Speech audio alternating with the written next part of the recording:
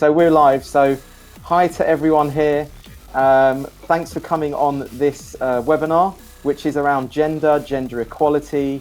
It's going to be talking, we're going to go into depth about, patriarchy, gender dynamics, binary, non-binary, the masculine and feminine, how this plays out politically, in society, everything like that. It's a very juicy subject and it's very topical at the moment. Chris, as I can actually see your video working, can you just give a little introduction, no more than 2 minutes, of just where you've come to be in your life and your understanding? I've been working on the subject of gender for over 20 years now. I've been teaching events for 10 years. I've been working with one-to-ones in groups in that period. I got onto all this because of my own gender confusion and not gender confusion, but I suppose gender confusion in a broken home. Growing up without a male role model and having issues with how I saw men portrayed in the world and how I saw them behaving in the world. And I suppose my gender journey began then in my early teens, but it really culminated and took off when I encountered the Toltec approach to gender, which John knows about already. Maybe we'll talk a little bit about it tonight, and that's really what fueled all my own work. So I've been probably got quite a unique position on gender. I've been running events like the myth of patriarchy and heel lie relationships and other things, just to recognise that while women have are rightly been sharing the truth of their experience in their lifetimes and their experience of the opposite sex, my journey has been trying to give equal voice to that of the men, and to see that they are equal, and that to try to judge and punish men now for the deeds of men long dead or distant really isn't the way forward. So anyway, that'll do for me. I think I'm within my 2 minutes there. Hello, I'm Cameron. I am a queer feminist, and I work with people to help them get all individuals, all genders, to get free of gender expectations and norms and to move beyond the gender binary. And I have a podcast called Real Feminist Stories about everyday feminists doing amazing things and having conversations about intersectional feminism. And well, I mean, I have been interested in gender my whole life. I studied gender in college and social change and anthropology. And I do identify as a queer, non-binary woman, all three of those things. And at the same time, I kind of reject all gender and sexuality labels. But I am someone that never felt completely in alignment with the gender that was placed upon me at birth, and was just always questioning, what is this gender stuff? Why are there differences in socialization? Why, why am I being taught to be different than boys? Why are boys being taught to be different from girls? Why is there such a binary? Why is there such a divide, if you will? It just always seemed ridiculous to me, and didn't feel like I could really fully be all of me. So I do that's what I do now, is I help teach and coach others to unpack this gender stuff and to get free of it. So I'm definitely coming from a very queer feminist theory perspective. When you talk about gender non-binary, are you still working on a spectrum which has masculine and feminine at the poles, or what does that spectrum look like in terms of the scope of your awareness? Yeah, so it's not like a linear line. It's more like a circle or a spiral, but for me, it's kind of like a Jackson Pollock. Okay, so it's like a crazy bunch of like a ball of wool, right? Yeah. Okay. Yeah. It's all very complex. It's very layered, and very messy. Very messy. So there's not this polarization. There's no binary. I don't like binaries, any binaries. I mean, not any social binaries. So yeah. Okay. Because may I ask if you don't believe in like binaries and poles, like you call yourself a feminist, which is actually like a position is a pole, right? So how do you reconcile that? What do you mean? There's a pole. So yeah, so you're using you state that you're a feminist, is that right? So oh yeah, absolutely. So so would I be right in saying that you're using a gender polarity in describing yourself as a feminist, but you're non-binary? Is that an inconsistency, or how do you reconcile? I don't think so. But I get what you're getting at, which is you have to acknowledge what is our present reality, what are our social constructs, what are the gender constructs. You have to do that and work towards something different. So I'm not denying that we've constructed gender and to these polarities and to these binaries. I talk about that very much. So I use that, but feminism very much acknowledges that, right? It says this is what we've done. Gender is a construct. And there's, we've socialized boys this way and girls this way. And so it very much acknowledges that we've done that, but not that is like inherent in who we are. Okay, so it's almost like a temporary yes. point which you use to label yourself on the path to non-binary, if you like. It's like a temporary binary position to move you to a non-binary position. Is that correct? Right. And but it's like we're always doing both, because there's no destination and there are no set answers. It's really more of an exploration, and I'm not going to sit here and deny patriarchy. I'm not going to sit here and deny the gender constructs, right? And the way I've been socialized versus the way you've been socialized, right? So it's always like being with what's present, but also moving towards something that we would rather have instead. It's a both and always. Okay, I'd like to bring in Chris. Chris, if you're there. I come from a position of binary biology, other than, of course, intersex people, which are a small part of the population. I'm very, very interested. I must admit, I'm fascinated by your reference to both the circle and the spiral, Cameron, because in my work, I do a lot of teaching about how the basic indigenous shapes are representative of gender. And those three basic shapes are the line, the circle, and the spiral. And it's really interesting that the missing one in your understanding is the line, which is the masculine. And actually what you have is you have the point in the line, which is the masculine. You have the circle, which in nature, you don't just have a blind circle, you have a circle with another circle in the middle. That's what you see in eggs, you see it in plants, you see it in cells, you see it in all sorts of shapes in nature. And that's that true feminine with the woman side. And then you have the spiral, which I suppose if any gender could claim the spiral, it would indeed be intersex as being somewhere in between the male and the female. So I was really just taking in and just letting that land from a person who's adopted your position from your journey in life, that you've arrived at these shapes as well. Because I do believe they're indigenous to us. I do believe that if you do study gender, you cannot help but arrive at these shapes as valid representations of the kind of, like you say, to try to refer to that mess in the interior, of the resolution between what I'm going to refer to as masculine and feminine. Some people refer to it as agency and communion. Other people don't have terminology for it. I suppose what I do in my work is I try to help people see that we have a perfect language for gender already in the English language. People just aren't aware that it has a perfect gender correlation. And in that, I believe having the correct language can help people resolve gender confusion in a way that doesn't help them feel confused about their biology, but does allow them as a man or a woman to fully feel comfortable and confident to express the masculine and or the feminine within them.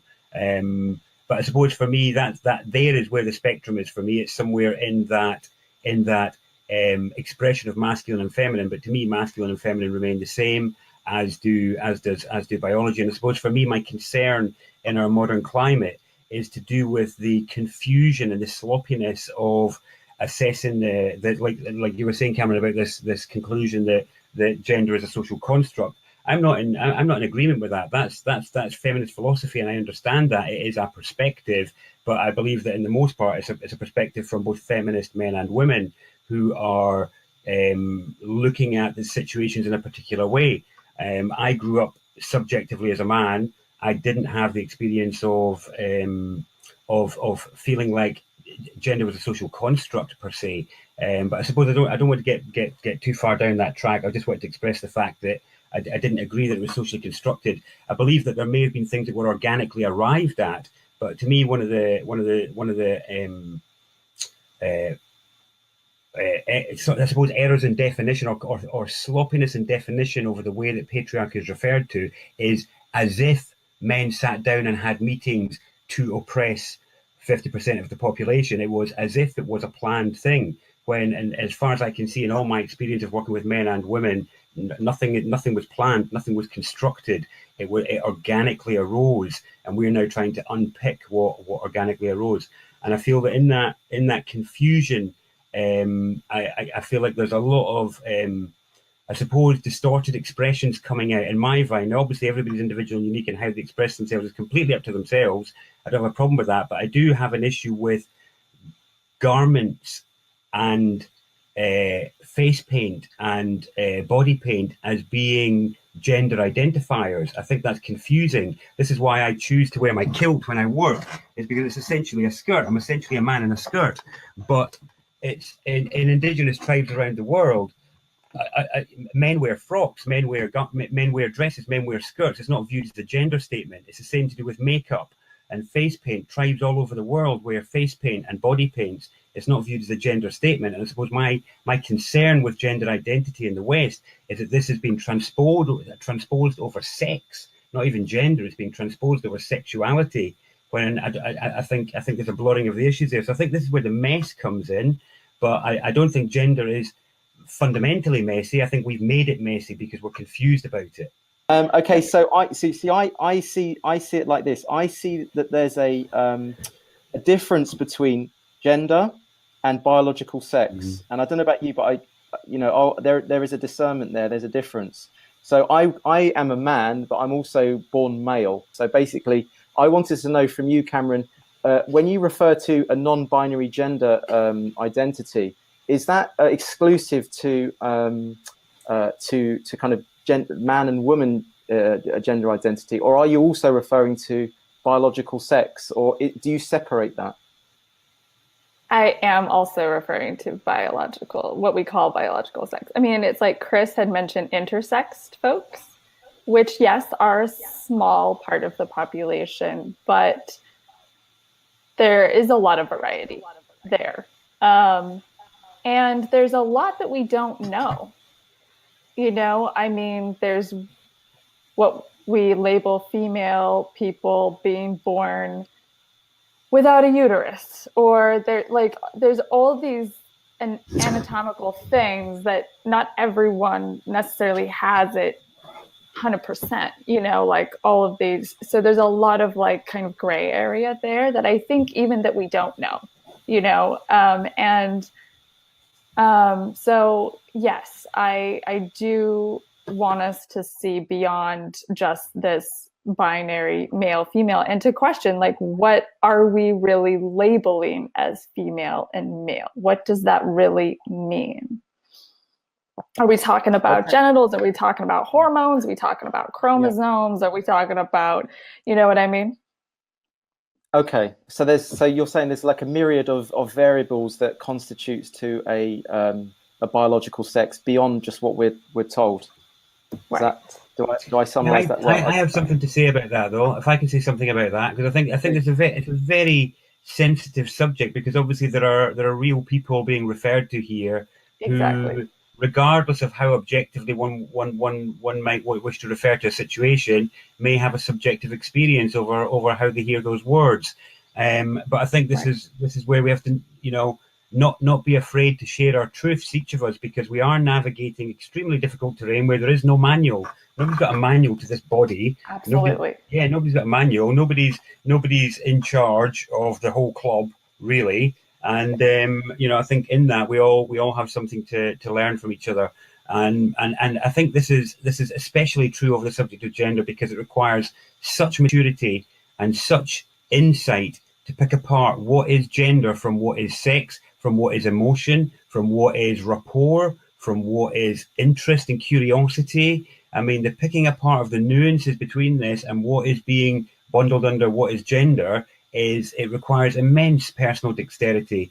But for me, the issue of the intersex, because intersex, the statistics on intersex, I believe it's 0.7% of the population. So we're referring to 0.7% here. And within that spectrum, of course, I think it's 1%. Okay, 1%. Yeah, I mean, if you round it up, it'd be 1%. But it's also what are the characteristics that constitute that 1%? Yeah, I know that within that there is a huge spectrum. You're right. There's a massive variance. Yeah, but I mean, like with the 99%, right? So of the 99%, is everyone really fit into the binary 100%? Like, what are the specific, characteristics that really classify that 1%? And is that even accurate? I mean, we don't really know, right? Because well, this is where I love to use M. Scott Peck in these terms. So M. Scott Peck is a very famous psychiatrist. He wrote a number of very famous multi-million-pound best-selling books. I don't know if you've heard of him, but he wrote a book called The Road Less Traveled. Very good book. Exactly. Excellent book. But in it, he's talking about, in his work as a psychiatrist, he says he helps people come to terms with how they feel, where the term for it is the name, so that they are able to then indicate to others how they're feeling. They have a terminology. They can have peace with that language of reference. And I feel like this is the miasma we're finding ourselves in at the minute, is that we're seeking to come to terms with gender, to come to a language for it, to be able to be understood, so that we can feel like our personal position is understood and heard, and its nuances are acknowledged in relation to others. And I think this is what the issue is here when we're talking about intersex, and also within the variances of man and woman. I mean, to me, if you wanted to come to an absolute objective measure, the biggest fundamental absolute objective measure, acknowledging all biological variances, would be chromosomes, and it would be XX, XY. And in fact, I have a friend who runs a blog called Man in a Skirt, that wants to run an XY beauty contest, because he lives in Brighton. It's a very cosmopolitan, multisexual town, probably the most multisexual town in the UK. And he recognizes it's going to upset a lot of people, because he's inviting all XY chromosomes, regardless of how they identify, to come along for a beauty contest, because that's his way of trying to shake it up, because of seeking an identifier there.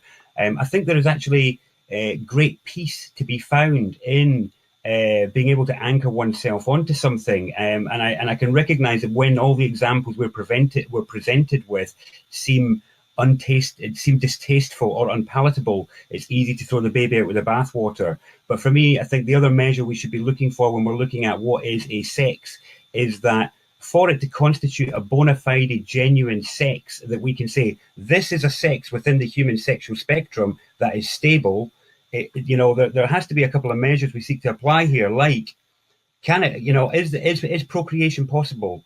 And if procreation is not possible, then surely what we're looking at is a biological variance. And obviously it's an accepted human being, and it doesn't change the validity of the human's life.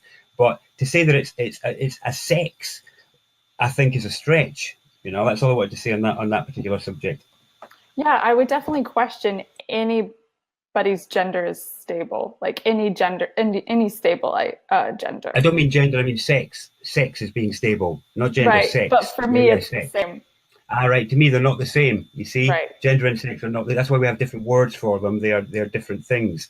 But yeah, I mean, I can see why for you then, when I'm using that language, I'm seeking to pick apart a distinction between gender and sex. Right. And most people do. That is the cultural norm. That is the dominant cultural norm. Yeah. And that's exactly what I wouldn't say so. I would say the dominant cultural norm is to associate gender and sex together in the way that you are. I would say what I'm trying to do is what's different, which is to say that these are different. Sex is this, and it is unchanged regardless of your gender. You can be a man and express yourself any which way you like, but it doesn't change your sex if you want to be in your feminine or be in your masculine. And I think that when we try to transpose that over biology is when we start to run into problems, because I think it's really dangerous to start saying to people that with a knife and some surgery and some pills that you can create a bona fide sex change out of yourself. I think that this is a dangerous distinction, because that's an intervention of high level of skill and all sorts, and What do you it's mean? confusion. What I mean by Are you people who talking say about that, I'm trans-identified saying, people? yeah, I'm talking about transsexual and how that's now become transgender, and I think it's adding to the confusion, because I don't see any problem with people choosing to identify as more feminine or masculine, but But when we they're try not to, choosing it any more than you're choosing it. well, we can agree to differ on that. You know, we can agree to differ on that. I think you know, everybody chooses. Everybody forms a Sure. conclusion. They form a conclusion about Right, that's what themselves. I'm saying. Like, they haven't chosen it any more than It you is a have. choice. Yeah, it's a subjective choice. Yeah. It's either a choice or it's not a choice. It's clearly a choice, because people are choosing to intervene and override their biology. That's a choice.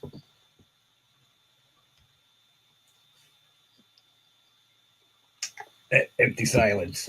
Yeah, John. no, I was really enjoying that. I was actually really, yeah, I think it's fascinating because it actually seems to me that on a deeper level, it's actually the question of subjective reality versus objective Yeah, reality, and I think yeah. this is actually This is the what I'm crux. hearing here. Yeah, it's the It's the crux of crux it. of all of it, Yeah, and I it think is.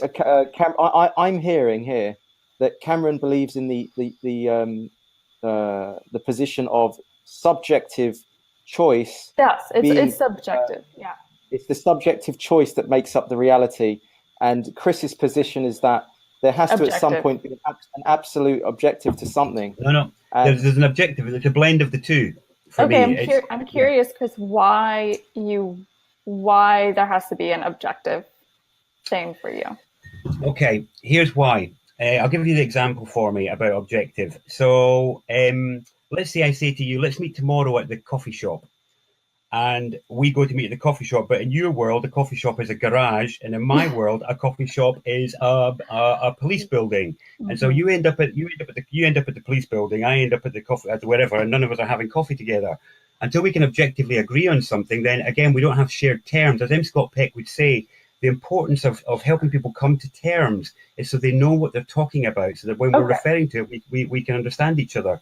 And my I thing about agree the with that. subjective thing, so because I want to back you up on the subjective thing, because I only started running my events because I wanted to test my subjective reality with other human beings, because otherwise I was going to say, I'm completely mad, give me the meds, lock me away, here's what I perceive is going on in the world of gender, in the world of language. I'm up here to test my subjective reality against and with other human beings, and I will take the flak. And through a series of doing that over the years, I found that I was able to arrive at objective agreements with people that allowed their subjective and my subjective to meet in a new objective, but only because we were testing it. Because I mean, one thing in the subjective is I could say, I'm the king of butterflies. So I'm the king of butterflies in my subjective world. I can identify as anything I like, and nobody can take that away from me. I can say, I'm, you know, I'm do a David Icke and say I'm the son of God, I'm Jesus Christ. Here I am back in my subjective reality. But does that mean anybody else have to agree with me? And do I have any right to demand that other people acknowledge my status as Jesus Christ, or as the king of butterflies, or as whatever else I subjectively identify with? I don't mind anybody choosing to subjectively identify as whatever they like. To me, the issue in our current climate is the use of legislation and other groups to bully others into enforcing the objective acknowledgement of somebody's subjective truth, which maybe hasn't passed tests of logic and reasonability to those that are being invited into that subjective reality. Because that's what I was always doing, was I'm inviting you into my subjective reality, but you know, if you know, I'm testing myself against you. I'm almost looking for help in negotiating the sea of this miasma here. And if I'm only trusting my own judgment, and if all of us only trust our own judgment without trusting the assessment and measurement of those around us, how do any of us know we're arriving at anywhere together? It seems to me like it's an atomized blob is the only thing we can arrive at without an objective thing to check into with each other. Okay. So your example of like the coffee shop, that makes total sense. So, so in the context of gender, though, Chris, what purpose does the objectivity serve for you? Like, what is it that you need to know for sure, and why? Like, what purpose does that serve? You ask me a question. It's not rhetorical. It's not. Yeah. I'm asking you a question. Often these are rhetorical questions while you're in flow, and I didn't want to break your flow there. It's both. Yeah. It's for everyone too, right? Like everyone that's listening. Of course. Yeah. Of course. So for me, the point of that objectivity, and this is what I do in my work, in is about the context of gender, though. And it's purely gender. And I'm purely talking about my gender events, only my gender events, only the gender events. The point of it is so that we each know when we are in our masculine and our feminine, because what tends to happen is that people end up gender clashing within their relationships, and they're not aware that when, for compliment, so people talk about opposite sex. I don't talk opposite sex. I talk about complementary sex. So in complementary sex, what you have is you have transmission and reception. And it happens in all of our gender is in every single exchange that we have, every interaction that we have. Someone is in the masculine role, someone is in the feminine role. The one who is transmitting, who is making a point, pointing something out in my work is the masculine. Doesn't matter whether it's a man or a woman. And then if conception is to take place, if someone is to conceive and receive what the other person has imbued or pointed out, whether we're talking about communication, whether we're talking about sex, whether we're talking about education, it doesn't matter. It's all about making points and receiving them. If the other person is sitting there just waiting to make a point, i.e. they're in their masculine, they will be unable to receive, and they will be unable to gestate and nurture what the point that has been made, and no communication takes place. Now, that's just one example. Generally, what happens is, and there's another issue when both are in their feminine. So the point of understanding objectively and being able to check with others who's in their masculine, who's in their feminine, and I just use an example of communication there, but it applies within relationships and other places too, is that it helps when we're sabotaging ourselves with our gender and sabotaging our friendships, sabotaging our relationships, and not achieving the depth of connection that we aspire to as mammals and as human beings who want to connect with other people.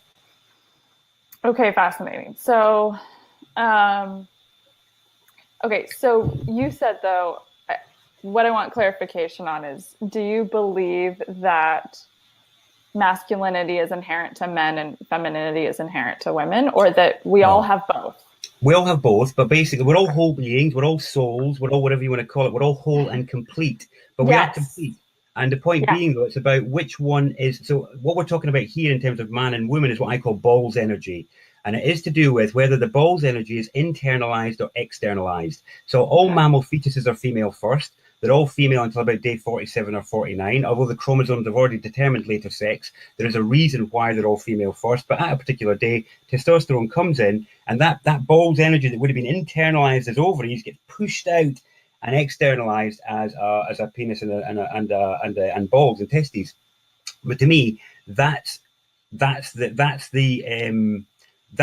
about which one is externalized, which is the primary tool set. So for most men, the primary tool set is the masculine, and for most women, the primary tool set is the feminine. It doesn't mean that they don't have the full gamut of the other one available to them. And in fact, we all use them all the time. That's my point. We all use the masculine and feminine. And it's a bit like a forgotten limb. It's where it's like, we learn to walk just by watching people walk. Nobody shows you what you do with a leg muscle. Nobody shows you what you do with a calf or a larynx. We learn to walk and talk just by watching other people.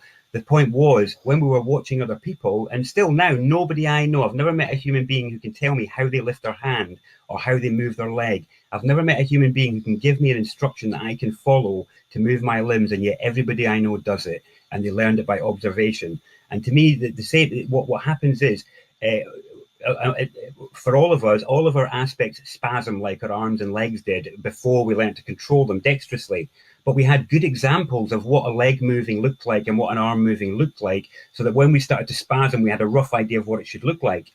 But during puberty, when our real emotional aspects start to spasm and show themselves, we don't really have good examples. We don't have good examples of what happens when that energy moves through us and the limbs start to go bleh, and the voices start to go bleh, and it all comes out in a bit of a mess. And then we, the observing children, look at that and go, oh my goodness, I don't want to be like that. And we end up throwing the baby out with the bathwater, I feel. And I think we've done that with masculinity. We've done it with a lot of things where we throw the baby out with the bathwater, not realizing, we're on a journey to dexterity here. But obviously the examples we're coming from you know, that they weren't that great. I feel like I've lost my thread from your original point though, and I'm feeling a bit embarrassed. I'm going to have to ask you if that answered it or not. Yeah. No, you did. Yeah, that's interesting. And the point about puberty is it sort of marks some kind of difference, right? That's really kind of the first marker of difference. And that was for me growing up, you know, was like, I didn't feel like I was a gender until I was menstruating. And that's when everything went haywire for me, where I was like, what the fuck is this? This isn't me. Yeah. Well, it was all of a sudden like this marker of gender, a marker of female, marker of woman that I didn't want to be, and I didn't feel that I was. And it's not that I felt like I was a man or wanted to be a boy. It was just like, no, this is not me.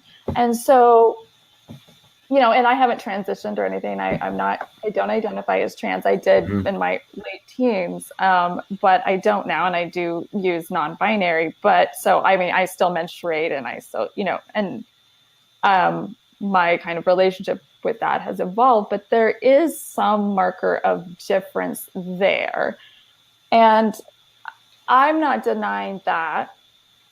But I think that all of the like expectations and the norms and the messages that we place upon each other based on our bodies and our anatomy is just like,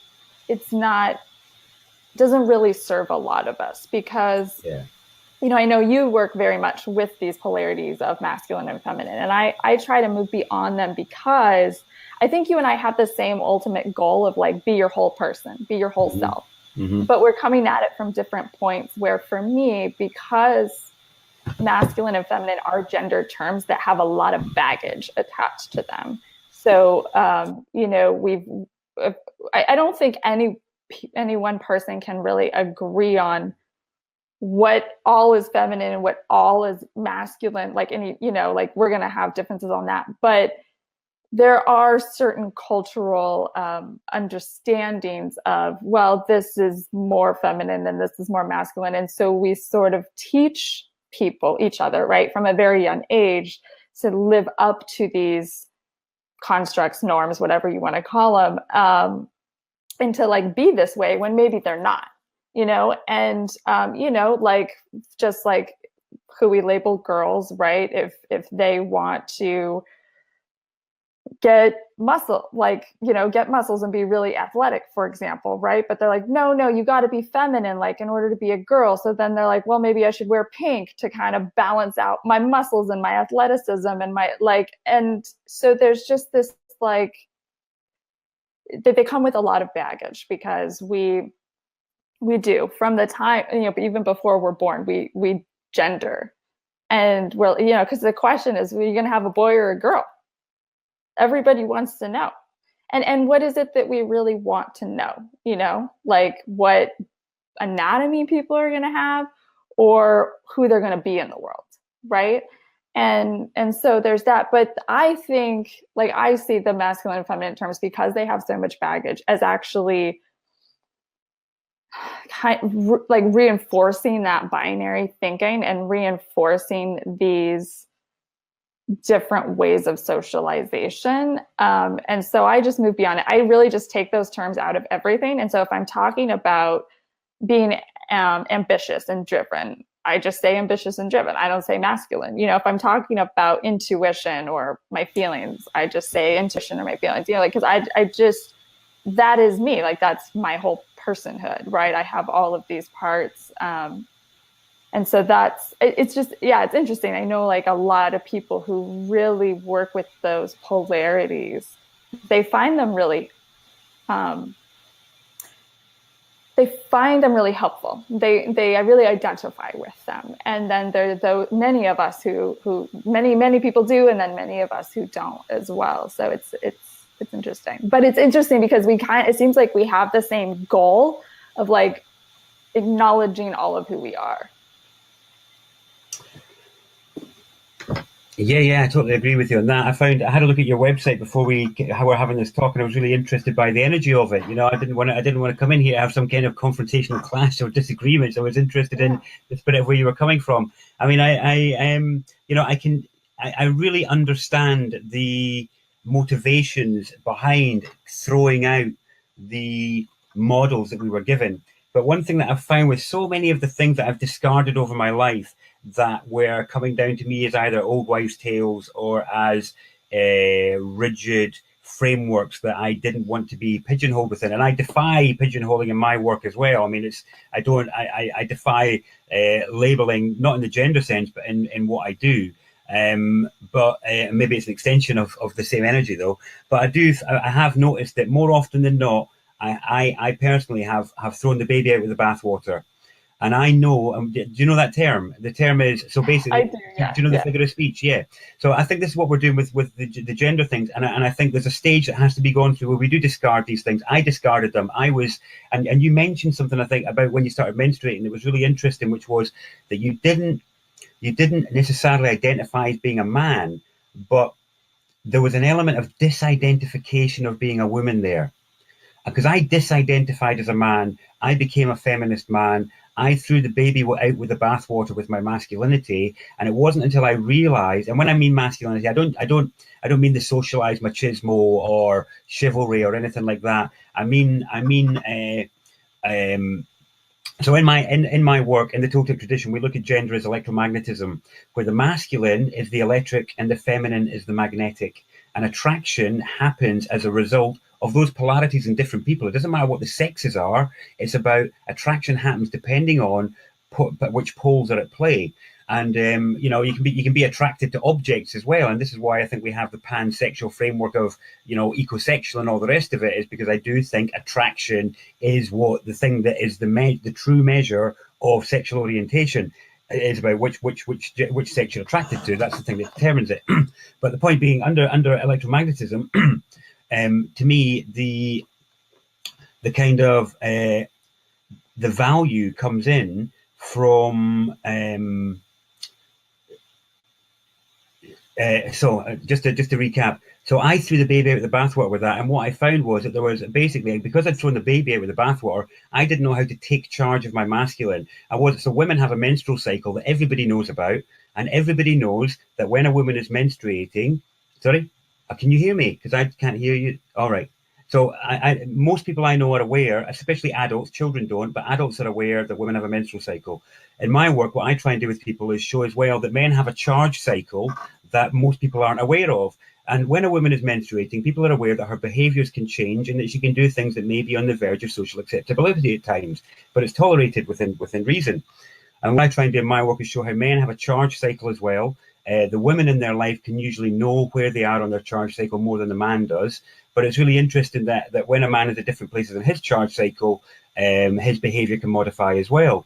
And I found that when I threw the baby out with the bathwater over masculinity, I found that my masculinity and my charge didn't go anywhere. It just got pushed further and further and further into the closet, and it became more and more denied. And it used to come out in spasms and outbursts. And my concern with gender disidentification is that this is what's happening. And you see it in New Age men, you see in a lot of people like that, where they're pretending they don't have sexuality, they're pretending they don't have anger, they're pretending they don't have things that are part of the whole human spectrum. But if you poke those people in the right place and get them at the right time of the month, you'll find their anger and you'll find their sexuality. You'll find that it's there, but it's private. And my concern is that what would, you know, that when we throw the baby out with the bathwater and we say we're not identifying with any of these things, is that we don't give any of these spaces, any of these things, a place to become skillful and to become dexterous. They actually become more blobby and more hazy and more confusing rather than less clear. So my journey involved me throwing everything away, rebelling against, as most people do, rebelling against everything that I was told about being a man and being a human being, to find that I had to go back a bit sheepishly and a bit kind of like, and realize all I actually had to do was shake off the dusty rag. And yeah, there was a lot of dirt and a lot of gunk and a lot of stuff that I was fed, but there was also a lot of gems in there. and a lot of truths that, as I've reclaimed them, as I've aged, and they're not in the same way they were given to me. And I don't believe that the way that I refer to masculinity and gender is the same as others do, but it's because I believe I'm polishing it off. And I think, as you were right, masculine and feminine are really charged terms. I've had loads of sessions shut down because of people's relationship with masculine and feminine and those words. But to me, that's a personal issue. There's nothing wrong with those terms. And when we try to invent new ones like agency or communion, it loses that sexual and gender connotation that I believe is essential for us to understand some of the higher correspondences of gender. So when I mention higher correspondences of gender, I mean communication. Communication is a gender subject. It's only with that's why we talk about conceiving. To conceive an idea is a product of gender. It's a product of a gender interaction. Conception, a concept, is a birthing of something new. It's a result of gender. And when we throw the gender out at the sexual sensual level, we're then in a sea of confusion at the more mental communicative level. So all I'm trying to do in my work is polish these terms off and show, look, I know they're really dirty, I know they're really filthy, I know they're really charged, but look, we can buff it off and clear up the terminology a bit, and look, it works. And nobody needs to learn a new language. Nobody needs to go out and invent new terminology, but we can re-reference it to something that we can all agree on and come to shared terms, so that we know that whoever's making the point is in the male role. So if we want to hear the point, we need to drop into our feminine and be open to receive that. Or if somebody is looking to take charge, that actually we can see that actually they're testing their electrical here, and that it's not a challenge to me, it's not authority to me to let somebody else blossom like that and show me what they're made of in that particular context. And I think because of these charged issues people have over the subject of masculine, feminine, and also authority are affecting supporting each other, become that whole person you allude to, because I agree with you, we are coming from the same place. We want people to be themselves without shame, but for me, I want them to be skillfully armed to be in positive androgyny, whereas my concern about the modern kind of no gender agenda is that it's negative androgyny, whereas I'd like to see a positive androgyny, an active masculine and feminine, rather than a passive or confused one. I hope that makes it a little bit clearer. I feel like I rambled a bit there, but I wanted to make that point of, I too disidentified, but I found that identifying actually helped me find a lot more peace with myself, right, because I was quite adrift when I was disidentified. Right. Yeah, I totally get that for you. Yeah. That's interesting, at the end, how we both want androgyny, but you see androgyny as, really acknowledging the masculine and the feminine. And I see androgyny as moving beyond that. And I don't see either one as positive or negative. I mean, I could see how you could view like moving beyond as like coming to a nothingness, I guess. And that might be like the negativity for you. But yeah, I mean, you're right. There's nothing like inherently wrong with the terms masculine and feminine, but because they have so much baggage, it's really hard to undo that.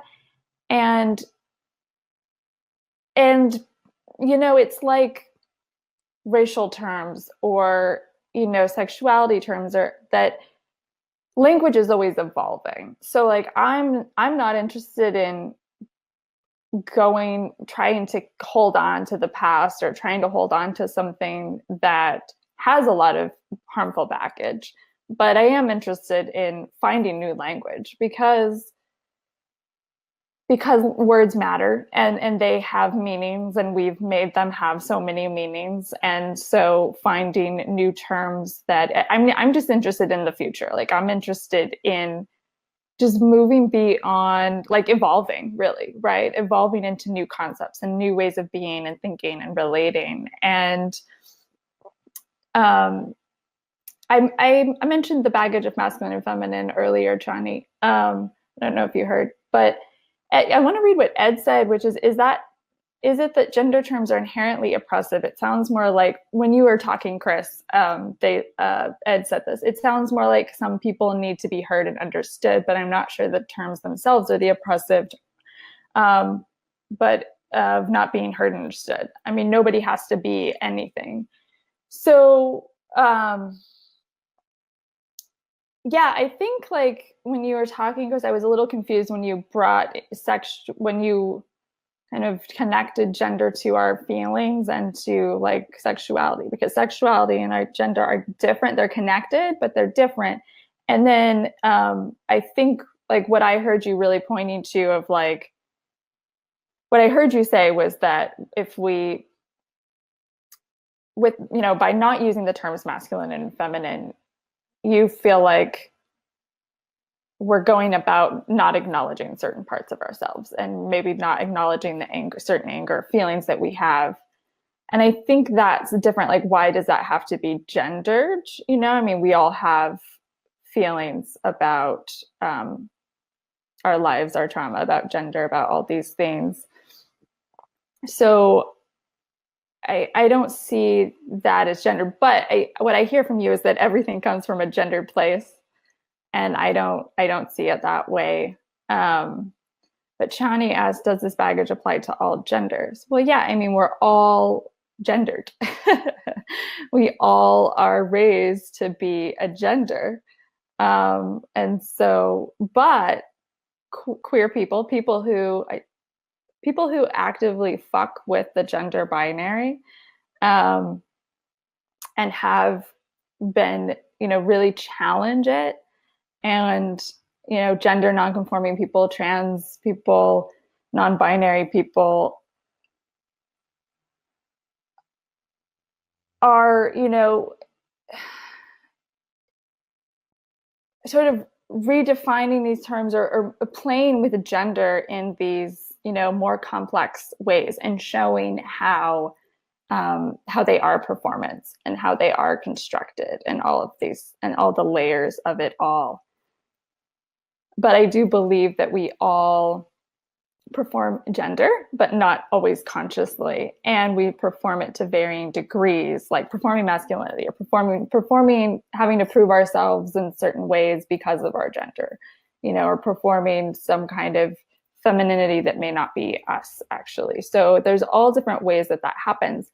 But, you know, I mean, there's also privileges here where, you know, there is real violence happening against people who are seen as non-conforming to gender. And that's an issue, right? Like, that's a real issue. People are getting killed and dying because of that. They get harassed, they get attacked, they get killed because of gender. So it's because we have these very strict notions, or we try to have these very strict notions of what a man is and what a woman is. And it really feels really threatening to us when we see people who fuck with that, you know, who challenge that and question that, because that's then questioning something within ourselves. So there are some real problems here with the gender socialization and this gender binary if people are getting killed by it. I'm also curious, Chris, if you've ever read from trans authors and queer authors about gender. It sounds like you don't fully acknowledge the trans experience. I've read some of the gay authors, but not trans authors. I've read some homosexual authors. I've got a great respect for homosexuality and what it's brought the gender unpicking over the last sort of 40, 50 years. But in terms of trans, I do not believe it is possible to change your sex. I think surgery, what do I mean by that? I think it is impossible for a man to become a woman or for a woman to become a man. You know, no matter how much knives and hormones and surgery you take to a man or a woman, you know, even if a man has his penis chopped off and grows breasts, he'll never have a womb and be able to have a child, which is one of the markers of a woman. Now, obviously, not all women can have children, but they still have the okay. women. That's also a heteronormative yeah, idea. but you know, I do not accept the use of 1% of the population as being a measure of a bona fide, stable example of sex. I just don't accept it. It's like you were talking about people being attacked and killed for their choices of attire and choices of garment and choices of behaviour. That has always taken place. It's got nothing to do with gender. It's got nothing to do. That is just social conformity. It's gender. The gender is irrelevant to it. It's just social conformity. It can happen for behaviour as well. All sorts of behaviours that are ungendered. Just people who choose to say or behave things in different ways can be demonised, victimised, and accused of being possessed, and all sorts of stuff can happen to people who have, mental or emotional problems, as well as people who choose to dress and appear in different ways, regardless of whether it's to do with an expression of their sexual identity or not. And we have to remember here as well that I believe we have a pandemic in the West of what I call mental disembodiment. And it's people who are so disconnected from their bodies that they forget that we are animals and that we're mammals, and that we have been animal mammals for much, much longer than we've been reasoning beings. And that for most of us, we are a cherry of rational reason that sits on a cake of irrational being and irrational existence. And that sea of animalness and of irrationality rests under this little cherry of intellect that people want to show to the world as being the true story of self. And I think one of the problems here where we're saying it's not right if people are being attacked. It's like, well, in the animal kingdom, they would be attacked. It's just natural selection. It's what would happen. I accept that some people want to step in and defend and stop and protect people, but to say that it's because they're doing something right, or because it's good, it's because they're shaking it up, that's why they're being picked on. I don't agree with that. I think it's just normal animal behavior that's being exhibited. And I know that we ask humans to rise above the animal, but I think to demand that 24/7 is an unfair expectation. I know of no human being that is risen above the animal 24/7, 24 hours a day, their whole life. Most people are in the animal for a good chunk, and they emerge when they're not. And I think that example of people being attacked for their choices. You're saying that it's human nature to kill trans people because they're trans? No, I'm not. I'm not at all. I'm saying it's normal for mammal groups to have interventions of different levels with individuals in the group that are deemed to either be, I suppose, they don't fit in one way or another, that it is not uncommon for them to be ostracized in one way or another. Of course, we're talking here, killing is an extreme example. Of course, I don't sanction it or condone it, but I'm saying that it is in the animal nature to do so, and we are an animal. Okay. All right. Well, I'm not going to speak to the animal part, but I do want to bring in an anthropological perspective here, where, as I've studied anthropology, which is studying cultures, so in my studies, I have learned that in many cultures worldwide,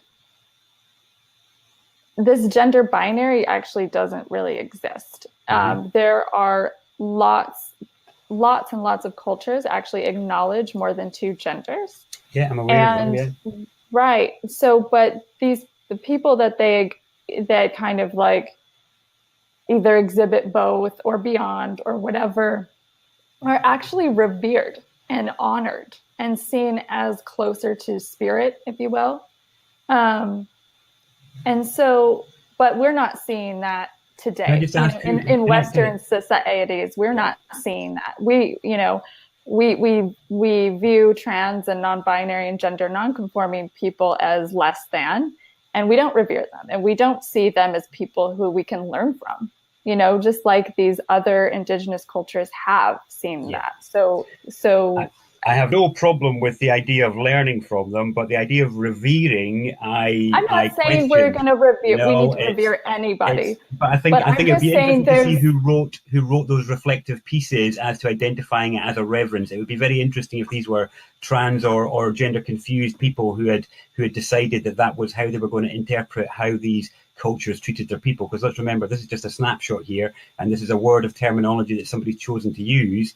And we have to be very careful if it creates a false magnification.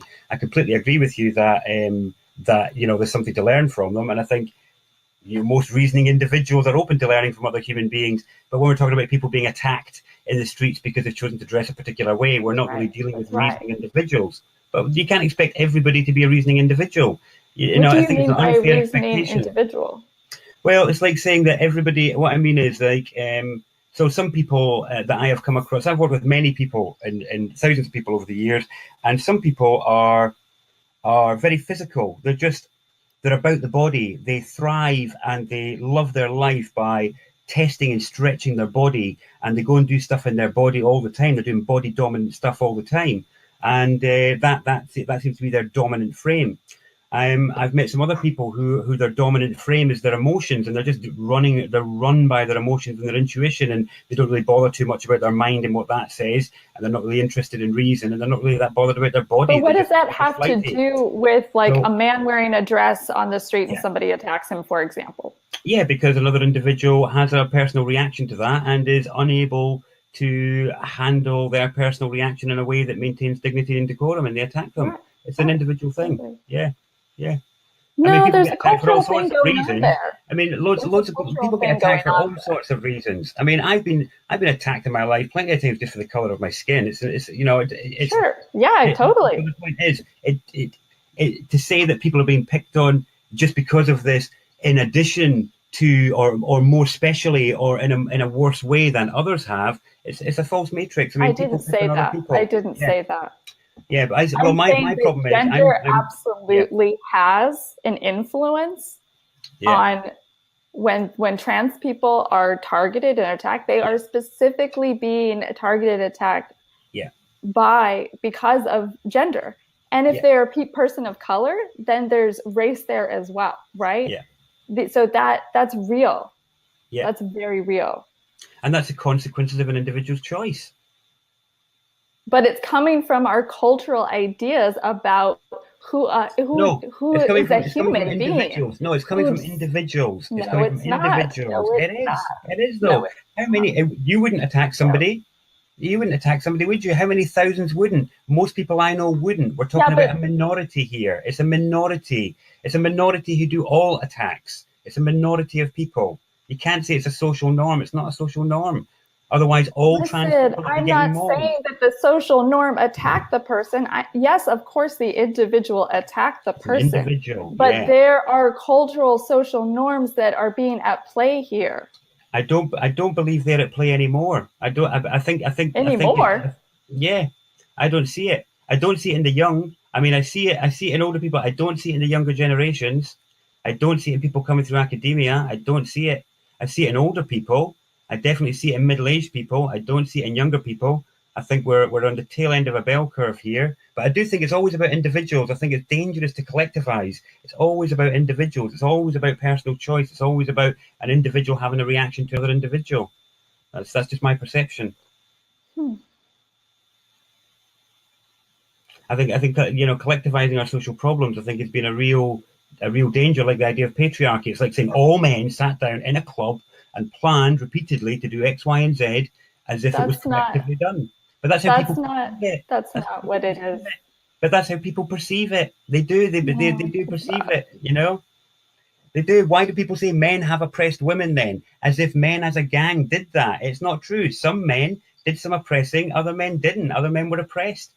Thank you so much. Please tell John thank you. I mean, I told him in the chat box. I will. But yeah, and I hope we, I'm sure we'll cross paths again at some point. I've genuinely enjoyed hearing what you've got to say, and I don't feel any conflict over what we're saying. The aspirations are the same, just a different terminology. I've thoroughly enjoyed this. Thank you, Cameron. Definitely different terminology. Yeah, for sure. Thank you so much. This has been great.